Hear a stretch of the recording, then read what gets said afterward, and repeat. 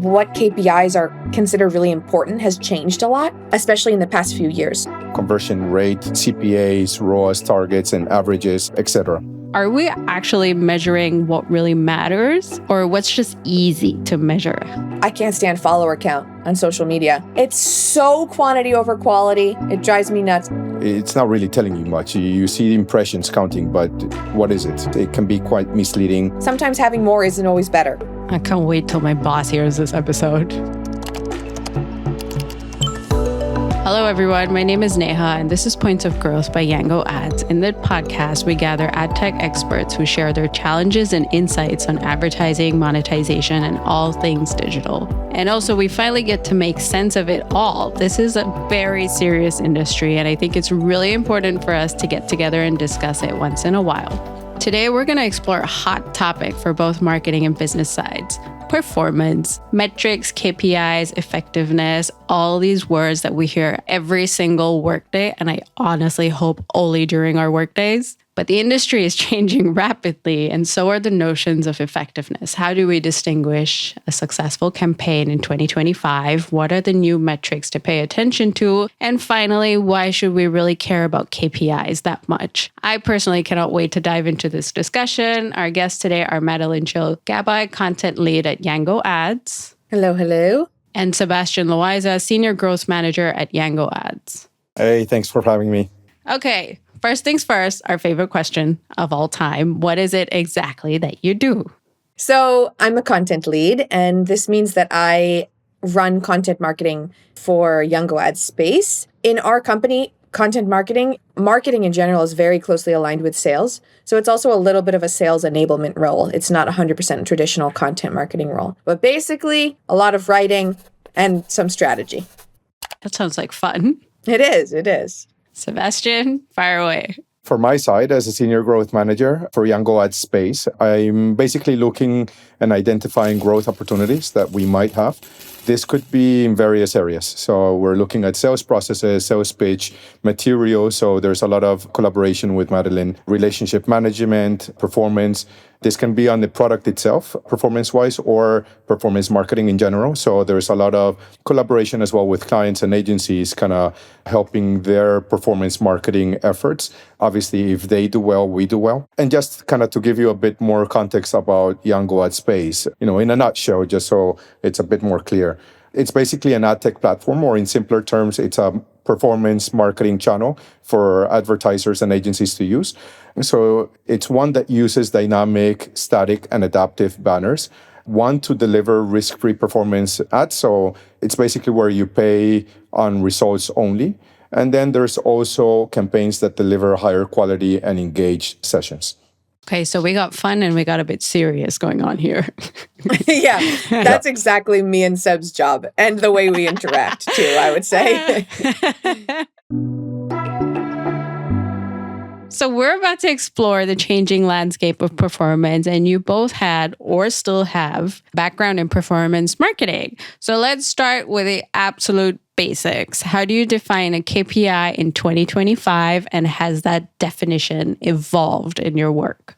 I mean, for me, simply put, a KPI is a goal, a target set in place. And this could be specific objectives or deliverables. It could be revenue, conversions, and other metrics. And within the metrics sphere, it could be numerous things. It could be conversion rate goals or its improvements, CPAs, ROAS targets, and averages, etc. Yeah, I would say, again, I did used to work in the more performance side of marketing. Now I work in less direct performance. It's a mixture of performance and brand, my job. I agree with what Seb said. On the content side of things, I think that what KPIs are considered really important has changed a lot, especially in the past few years. So I think it used to be a lot more about quantity. And now on the content side of things, I think it's a lot more about quality.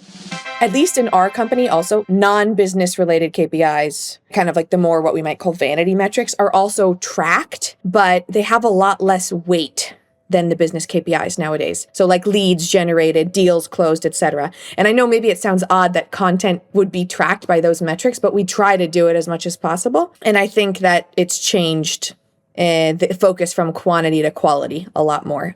I like that. I was about to ask you, how do you track KPIs when it comes to content? But you clarify that up. It can also be just like objective wise, right? It depends on the company itself and what they have. It could be the number of articles being released or pages or things that are being published. So it could be objective. Let's discuss the reasons why the effectiveness is changing today. We're working in the age of privacy changes and AI-driven automation and all these different buzzwords that are just constantly like thrown at us. How does it affect our jobs and our metrics? Like, are we actually measuring what really matters or what's just easy to measure? I think sometimes we definitely are measuring what's easy to measure in today's marketing world, but I think also since attribution has gotten more difficult in the last few years with privacy laws changing and cookies changing, etc. You sometimes, again, this is coming from a content perspective, you sometimes have to continue marketing activities that you know from experience work, even if you don't have a 100% clear way to attribute results to them or demonstrate results to them. And you have to like be careful with this because you don't want to just like throw work and money at the wall. But there is a certain amount of that. But at the same time, I think that's more on the brand marketing side of things. On the performance side, I think that the industry is moving more towards measuring things that actually matter. Like obviously there's been some bumps in the road, but I think it's actually getting better. Seb mentioned before, like ROAS, CPA, CPI, AOV, LTV. These are like super business relevant metrics that I think more and more ad tech companies are offering, ourselves included.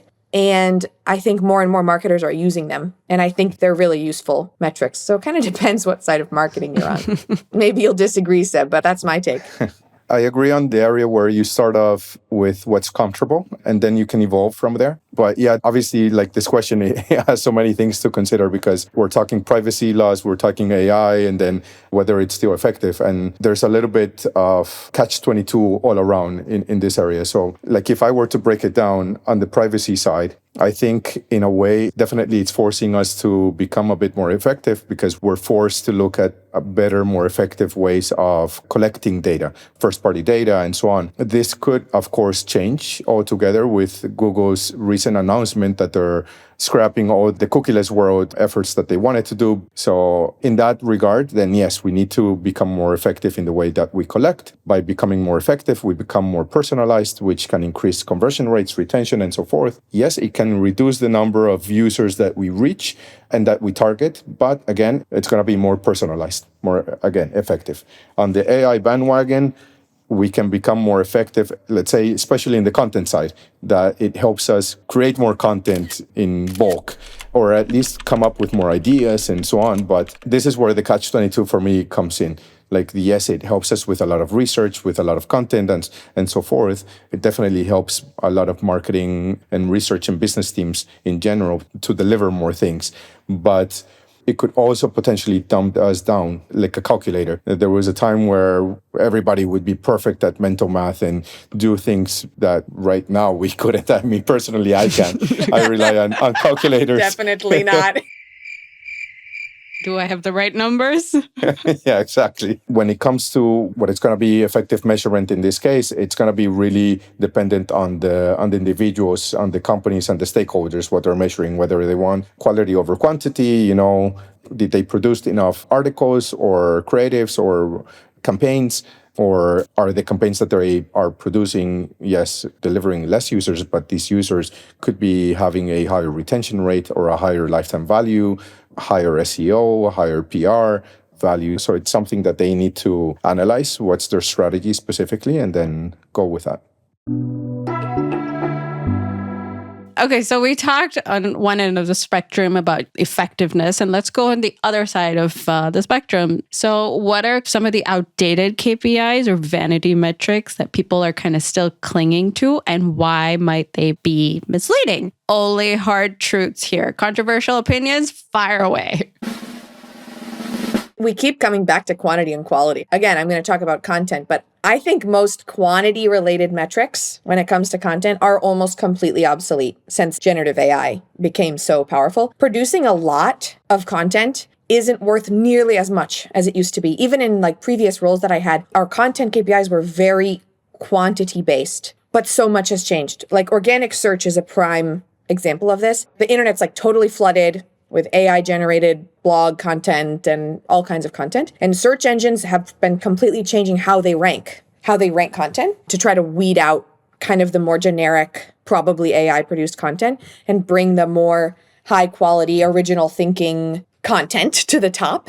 So, I mean, I guess I shouldn't say it's completely obsolete. Like, you do need a certain amount of volume, but I think that producing really interesting content, original research, valuable information is much more important than it used to be. And I'm lucky that like I have marketing leadership that agrees with this. So I can dedicate time to doing an original research report that will actually be unique. But I think this is a big challenge because I don't think that all businesses have caught up to this concept. And I think marketing teams are probably struggling with this. On my side, looking at more performance metrics that are day-to-day that you see on reports, I'd say impressions, clicks, and potentially installs are a bit outdated, at least in my personal mind. Impressions alone don't say much to me. There's an abundance of banners out there already. People are fast scrolling through websites and social media. So in general, it could be overlooked and ignored, which means it's not really telling you much. You see impressions counting, but what is it, Clicks, kind of same way, it can be quite misleading. There's a lot of intrusive ads or ads like interstitial ads. They're quite big. Users are trying to close the banner itself and instead they click through. So again, it can be quite misleading. There's a lot of bots and fraud clicks out there as well. It's huge. It's a huge percentage of your marketing budget that goes into fraud clicks or other types of fraud. So again, misleading. As for installs, same thing. It can also be quite misleading. It can lead to fraud. There's a lot of incentivized publishers out there, so they're trying to get incentivized installs. So again, it's leading to a lot of low quality conversions, so to speak. So it's just installs, but that could be their metric, their KPI as such. So yeah, these three metrics I'm not a fan of. I don't think people should look at them much or rely on them much. But yeah, they're still good to look at once in a while, especially if you see a huge number of clicks or impressions, red flags. Let's look into it. Let's see what's going on. I want to add one thing to that, Seb. I think that's a really good point, what you said about installs. I can't say names, but I know that some of the big game engine companies, they're now optimizing not for installs, but for first action after install, because it just can be so misleading, like you said, and there's unfortunately so much fraud. So yeah, great point. Yeah, I always recommend to go further deep into, like if it's app marketing, go further deep into the app ecosystem or the app metrics. So it should be an in-app event. Yeah, cool.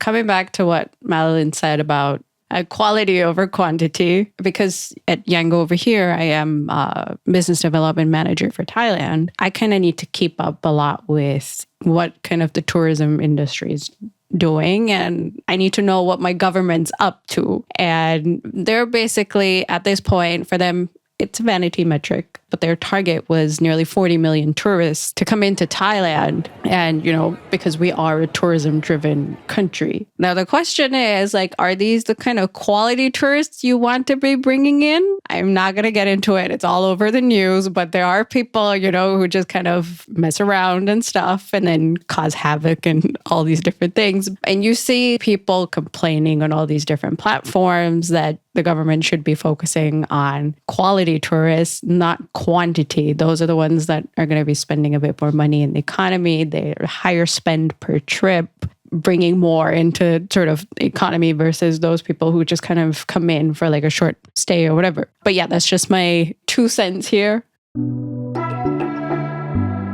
Sebastian, you did mention about, some things that you would be focusing on, and it kind of relates down to my next question. Are there any emerging or underrated KPIs that marketers should start tracking more closely? It's a great question. And I have actually such a controversial take here that even I myself would have thought was complete nonsense 1 year ago. So maybe I'll change my mind again. But no, I actually think that when it comes to email marketing, open rate is totally underrated. I think it's gotten a bad rap in the last couple of years. And yeah, it's not the be all end all. It's not going to predict your business future. But I think it can be really indicative of how much your audience cares about or is interested in your brand. network or whatever? Do they care about your feature releases? Do they care about your webinars? Do they care about, if you're a retail product, do they care about your summer sale? I don't know. Now, obviously, subject lines and all kinds of other things also affect open rates, but I think when you look at them on more of a macro scale, they can actually tell you a lot about your brand health.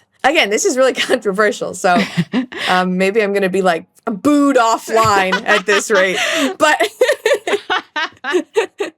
I think it really is going to depend on the marketer and the company themselves and even the channel, right? Because as Madeleine mentioned, she is going to email marketing specifically. So then you need to think about each one, affiliate marketing, programmatic, search, etc.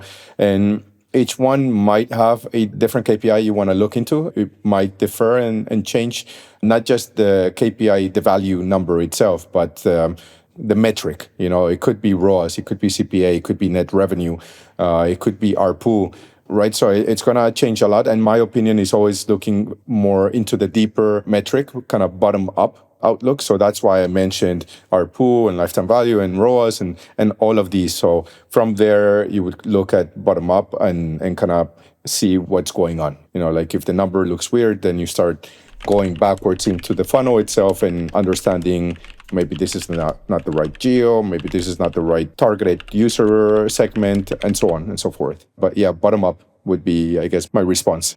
So email open rate. And what I've noticed with my behavior over time is that there is this initial, I get so excited about some new interest that like Korean skincare, and I've been obsessing over Korean skincare. So I subscribe to all these different like websites and they send me all these like different offers and stuff. And in the beginning, I'm like, oh yeah, what's this new product? And then after a while, I'm just like, I'm going through my email and I see like a bunch of emails and I'm just like, okay, click, click, click, click, click, mark as read.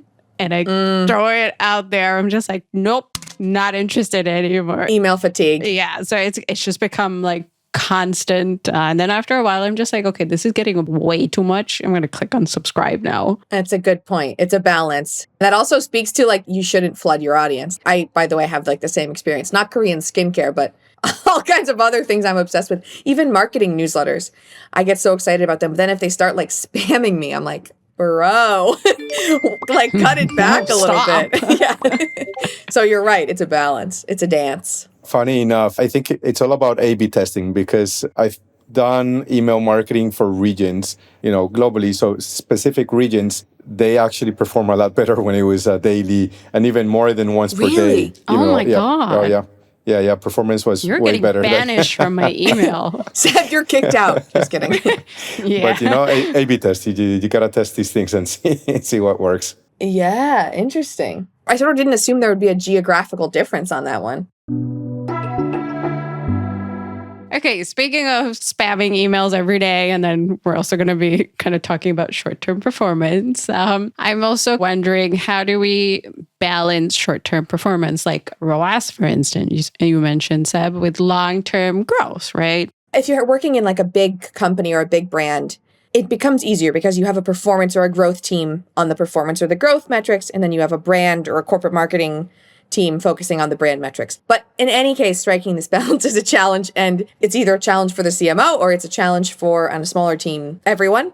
So I think when money is tight and the market is unstable, which I guess kind of the market's always a little unstable these days, but I think businesses can lean a lot on short-term performance, and that's good. Like, a certain reliance on performance is good, but I think a really strong marketing leader understands the business value of brand and will always prioritize it too. I mean, there's so many brands I can think of that I actually don't know a lot about the performance marketing efforts, but their brand is so powerful and recognizable in ways that aren't even 100% attributable, or probably the results aren't 100% demonstrable, but you can tell. Even that company we were talking about earlier that went AI first, whose name will not be mentioned, so much of many of these companies' marketing is brand forward. And it can be tempting when times are tight to just like over rely on performance. But I think that, and ultimately performance is fed by a powerful brand presence.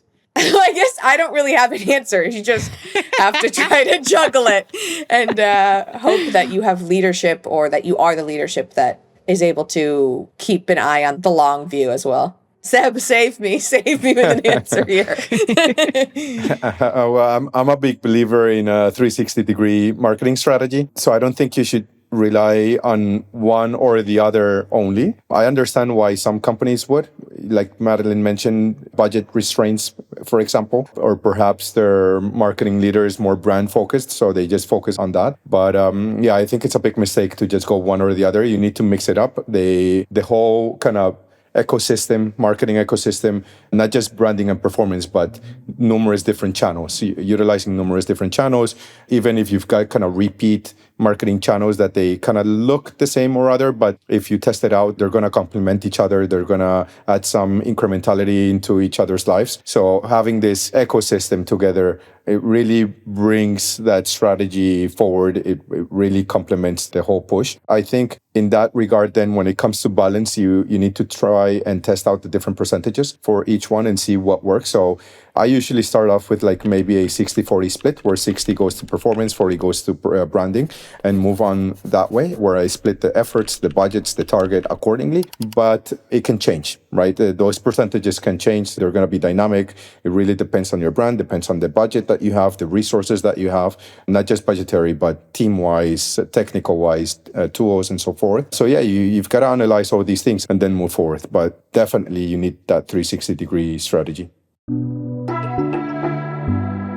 Okay, since we're on the topic of, 360 degrees and bigger picture, for me, there is this need that we need to find the right balance to make sure like we have a holistic view. And I do feel like some businesses, they have this KPI tunnel vision, that they're kind of chasing metrics and numbers at the expense of bigger business goals. And do you think, quote unquote, hitting the numbers always means success? That's a good point. I like the term KPI tunnel vision. So I actually think that if you're working with the right KPIs, hitting the numbers does pretty much mean success. I think that, sure, there are some things that are intangibles that are always going to be hard to track, like how well your brand slogan works might be a little hard to attribute to this or that. And I think businesses are getting better at this in general. I think if your KPIs are aligned enough to your business goals, then it can be a pretty accurate process. I mean, like Seb has talked a lot about these metrics as well, like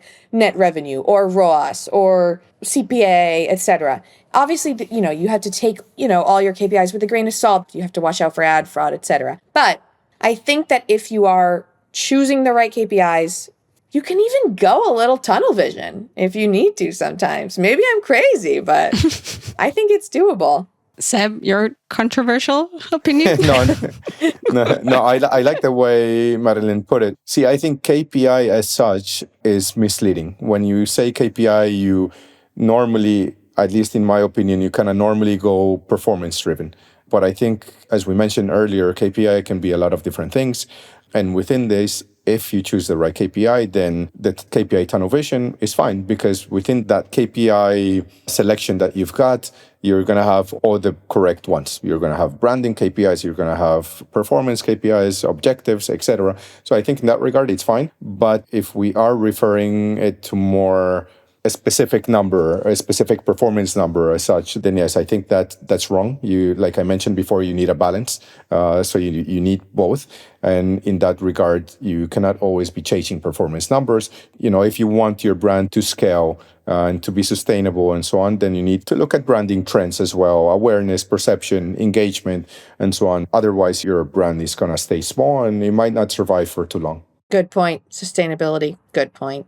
I'm of the opinion that sometimes having all these kind of KPIs and like KPI tunnel vision that we talk about, you're chasing metrics and stuff. I don't think it's, oh boy, this is going to be controversial. Hit it. Hit us with it. Okay, let's talk from a business development perspective. I mean, we all have revenue targets that we kind of need to hit. And if I'm supposing my KPI is bringing in like 10 advertisers, but each of these advertisers are only contributing like $10 each, that's not contributing to the bigger business goal, right? Which is, driving revenue, like moving the business unit forward. But if I say bring in 2 advertisers, but they're bringing in $20,000 each, I think that's a lot more reasonable. I think that's a lot more effective because, I mean, that's kind of driving the business goals, right? Like I need to report back saying, oh, look, these 2 advertisers brought in like $40,000 versus, these 10 advertisers that we were talking to only brought in like $100. That is my slightly controversial opinion. No, I think that's a great point, Neha. I think that's a kind of very negative tunnel vision of like sticking with some kind of arbitrary metric, like for example, 10 clients, 10 deals, whatever. And that's an example of a KPI that's kind of worthless, like the way you're explaining it. Like, okay, well, if if these 10 clients bring in almost nothing, it would be much better to have one high-paying client. So that is a good point. It's like an addiction to vanity metrics. I think this is where you need the balance, though, because I agree the KPI of client acquisition can be quite low, but then at the same time, you need to give this BD or sales representative more than just that one KPI. You need revenue KPI in conjunction, in collaboration with it. Because yes, the BD is going to be using up a lot of his time acquiring clients, and he or she will not always know the value of that client, whether they're going to deposit 100 or 10. This is all within the sales process. So it's not fair on the BD itself to give them a only revenue target, because it's not always going to be possible for them to find out from the get-go what this client will start off from the very beginning contributing.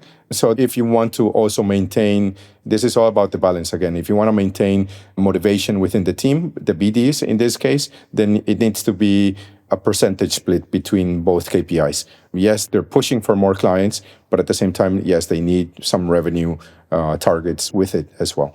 So it needs to be a balance. It cannot just be one or the other. I can't wait till my boss hears this episode. I'll be like, hey, why didn't you listen to this episode?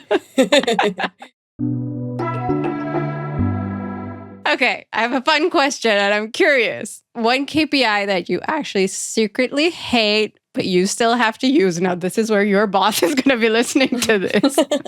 Mine's really easy. I can't stand follower count on social media. It's so quantity over quality. It drives me nuts. I mean, you have to have it because, you just have to. We're all addicted to this metric. But especially since nowadays, your exposure has to do with a lot more than who your followers are. Most of these algorithms expose you to people way beyond your followers.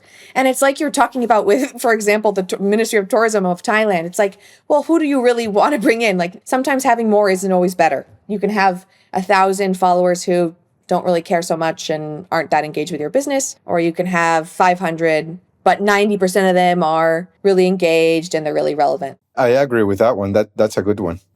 Thanks. That's that's a very good one. I don't like that one as well. I would say, for the most part, like social organic metrics, I kind of hate. So I was gonna go for engagement, but followers and stuff, likes and all that, I just don't like it. You need it, like engagement. You need to see what's working for your social organic posts and so on.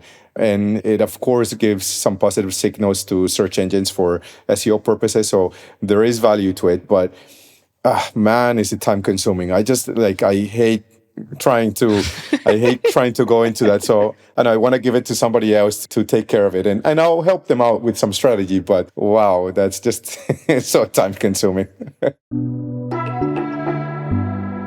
Okay, so that brings me to my last question for today. Do you think KPIs will always be necessary? Should we start rethinking how we're evaluating our performance today? I think for the time being, it's definitely necessary. It just gives us a bit more structure into what to focus on. Again, performance, branding, so on, but what to focus on. We need that structure to be able to get somewhere within the company, the deliverables, the targets, the growth, scalability. But when it comes down to what type of KPI to measure, that's something that for sure we need to be rethinking and evaluating, and it can always be changing. There's new KPIs that come up, like new metrics even, that come up every so often, and it makes us rethink things. It's not a one size fits all, so it might not be one that you would want to take, depending on your strategy, depending on your company and vertical, but it's definitely something to keep looking into and evolving from it, enhancing from it, and seeing how to change it. But yeah, I definitely think KPIs are something that are going to stick around in the broader definition of what a KPI is. For sure. I agree with Sebastian here. I think there certainly maybe the over-reliance on vanity metrics, on vanity KPIs is lessening. And certainly people are rethinking and should be rethinking which KPIs they're using and not limiting themselves to the old-fashioned ones. There's a lot of new ways to evaluate performance. But yeah, they're definitely here to stay. Sorry, if someone wanted us to say, no, the future is KPI free. The question is which ones you're using, but you should definitely be using some. Yeah, I don't have a controversial opinion here either. I think they're going to be necessary. Yeah. Okay, well, guys, that was quite amazing. Madeleine, Sebastian, thank you so much for this breathtaking discussion. You've already mentioned Space by Yango ads, and this is something our listeners can discover. Tap the link below and find out how you can boost your e-commerce business with pay-per-result ads and all-inclusive support from our team. And speaking of KPIs, you can absolutely monitor your campaign's performance and watch those numbers grow in real time. Don't forget to hit subscribe. We've got lots of topics we've yet to uncover. Thank you for being with us. Take care.